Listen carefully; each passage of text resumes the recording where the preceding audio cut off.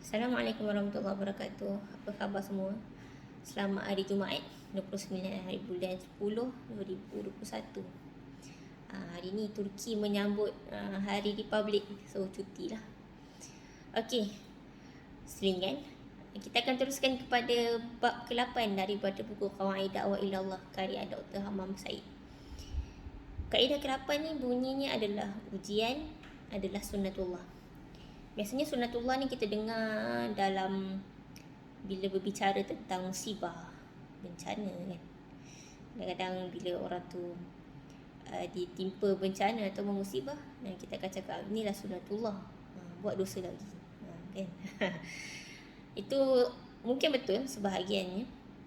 Tapi sunnatullah ni apa?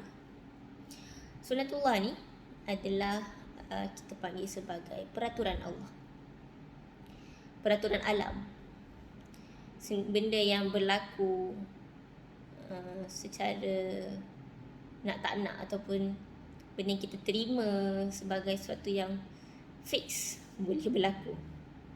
So bila kita sebut ujian adalah sunnatullah, maksudnya nak tak nak ujian dakwah ni akan berhadapan dengan ujian, cabaran, dugaan yang berpanjangan. Semua orang boleh cakap benda tu betul kan? Beramai orang dalam dunia dakwah ni yang hidup dia bukanlah hidup yang mudah. Kadang-kadang ada sampai satu masa difitnah, dipenjarakan, diseksa, dan macam-macam lagi bentuk ujian dalam bentuk mati maupun maknawi yang ada dalam jalan dakwah ni. Ini ialah satu benda yang normal, bukan benda yang kita panggil sebagai pelik lah kan. Kalau dakwah ni mesti diuji. So kita yang mahu masuk dalam dunia dakwah dah boleh letak mindset tu. Dan Dr. Hammam Said ada menyatakan dalam buku ini pada perenggan pertama, antara perenggan-perenggan awal dalam kaedah ini, cabaran dakwah ni sentiasa meningkat seiring hari. Semakin ke hadapan dakwah, semakin besar juga tanggungjawab dia. Terutama apabila fikrah yang disampaikan oleh pendakwah mula diterima. Waktu tu tanggungjawab semakin besar. Pendakwah perlu membuktikan, menjadikan sesuatu yang hanya disampaikan secara pemikiran atau fikiran menjadi satu bentuk yang konkret. Waktu tu cabaran ni pastilah lagi banyak kan. Terutama apabila kita bermain dengan sistem, ataupun kita dah pergi kepada peringkat pentadbiran dan sebagainya. Jadi nak tak nak mencapai visi dan misi terakhir paling tinggi dalam dakwah, nak tak nak kita akan perlu melalui mihnah ujian. Itu adalah sunnatullah. Dan dalam buku ini juga disebut ada banyak hadis yang menyatakan hidup seorang mukmin itu selalu diuji. Antaranya hadis dalam kitab Imam Muslim, riwayat Abu Hurairah radhiyallahu anhu, Rasulullah sallallahu alaihi wasallam berkata, seorang mukmin ini ibarat pohon yang bertumbuh yang sentiasa digoncangkan angin. Itulah ibaratnya kehidupan orang mukmin yang sentiasa ditimpa ujian, berbanding dengan orang munafik yang hidup dia ibarat padi, pokok padi yang tidak digoncangkan kecuali ketika dituai. Masa nak tuai tu kan, kita goncang-goncangkan dia, tu lagi seksa lah. Jadi hidup seorang mukmin ni sentiasa berhadapan dengan ujian yang datang dan pergi. Kenapa Allah Subhanahu Wa Taala menguji kita? Terutama apabila kita mahu berada di dalam medan dakwah untuk menyeru manusia kepada Allah Subhanahu Wa Taala. Kenapa tak jadikan special je kan, orang yang berdakwah ni dapat jadi VIP, senang hidup dia kan. Kenapa? Banyak hikmah dia. Antaranya yang disebut oleh Dr. Hammam Said adalah untuk memantapkan, menguatkan para pendakwah itu sendiri. Sebab bila kita diuji ni, baru kita tahu potensi kita yang sebenar. Bila kita diuji ni, barulah kita mempersiapkan diri kita lebih banyak. Bila kita diuji juga, kita dapat tengok kekurangan yang mana kita boleh tambah, kepincangan yang boleh kita betulkan. Jadi semakin kita diuji, keadaan kita semakin kuat. Itu antara kelebihan ujian dalam dunia dakwah. Dan ujian juga adalah satu alat tapisan ataupun alat saringan. Kan kalau kita nak interview orang nak masuk kerja kan, kita akan ada syarikat yang buat interview 2-3 kali. Ada syarikat juga yang bagi task dulu kan, nak tengok macam mana dia buat. Jadi lebih kurang begitu juga bila kita diuji dalam dakwah, pada awal-awal maupun pertengahan maupun setelah lama dalam dunia dakwah, dia ibarat saringan untuk kita memilih antara unsur-unsur yang kuat dan soleh tu, meninggalkan unsur-unsur yang lemah. Jadi macam kita didih air, masak lauk kan, lauk kari contohnya, bila dia dah sampai mendidih tu, kita panggil pecah minyak. Air dengan minyak tu dah boleh nampak beza dia bila dah mendidih.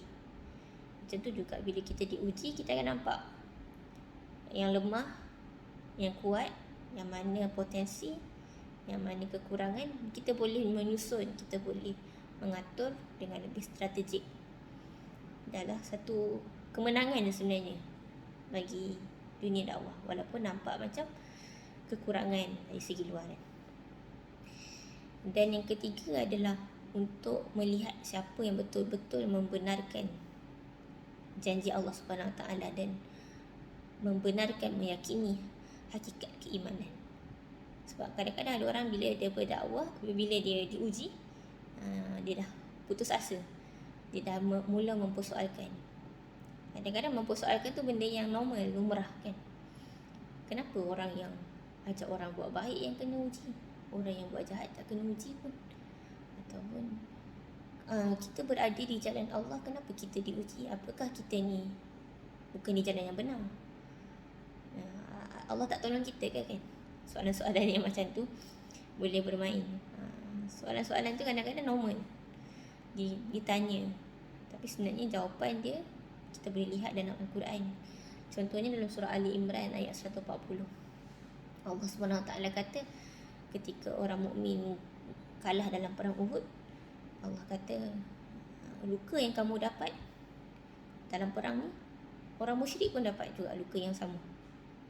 Allah mempergilir-gilirkan hari antara manusia tu untuk melihat siapa yang benar-benar dalam beriman, dan Allah nak pilih orang yang menjadi orang yang syuhada.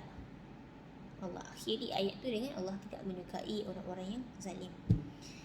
Jadi sebelum tu orang mukmin pernah menang dalam perang Badar, kemudian orang mukmin kalah dalam perang Uhud. Allah mempergilir-gilirkan hari. Nanti kita tanya, Allah menangkan ke orang-orang kafir? Kenapa pula kan?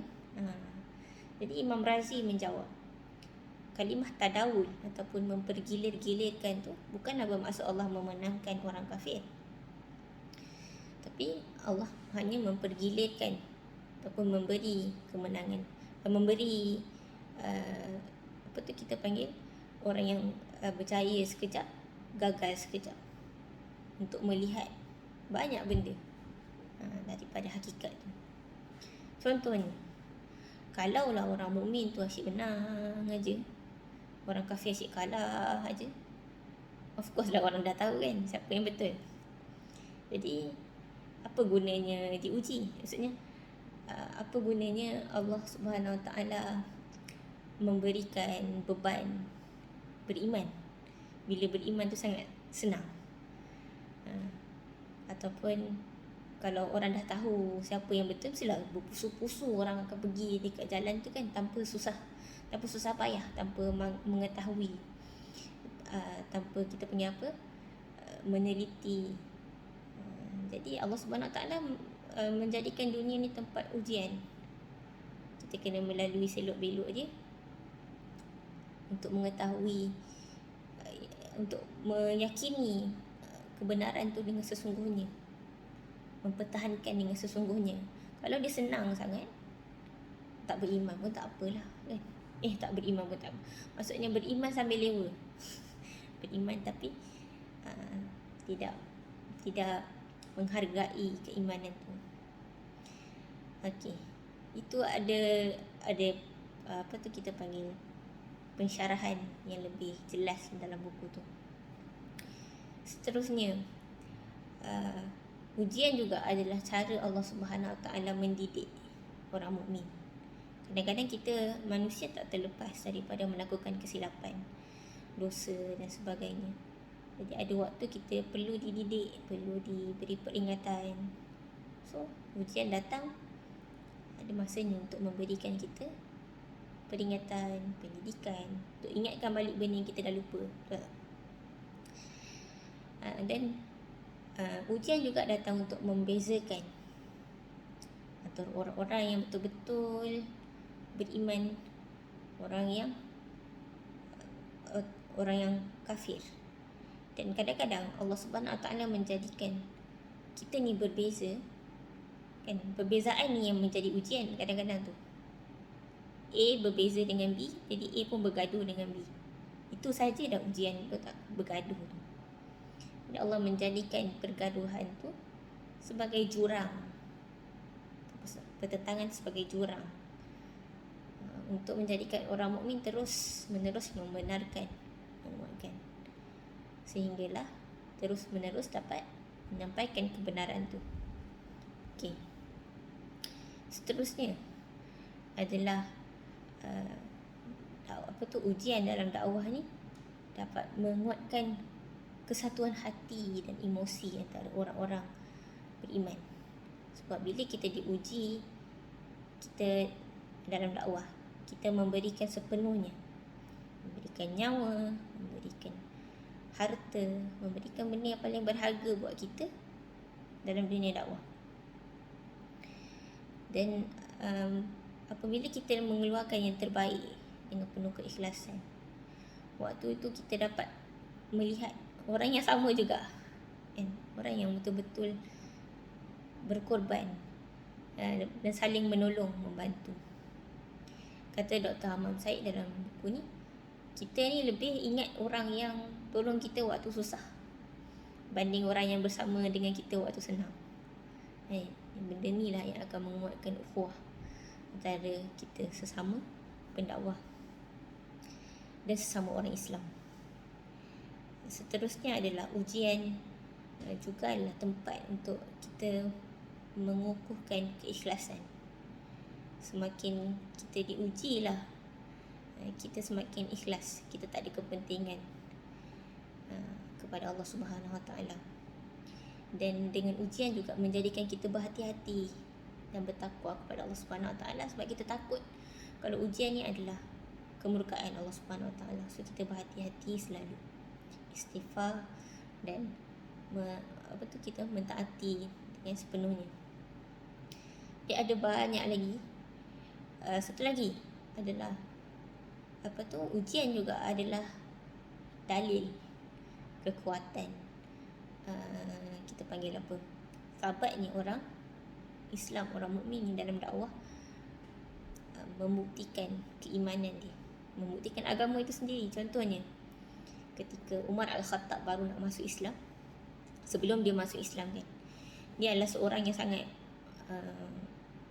dia adalah seorang yang sebelum dia Islam, dia sangat bangga dengan agama nenek moyang dia, budaya dia, sangat bangga dengan kabilah dia. So dia macam marah kalau orang memecah belahkan masyarakat dia.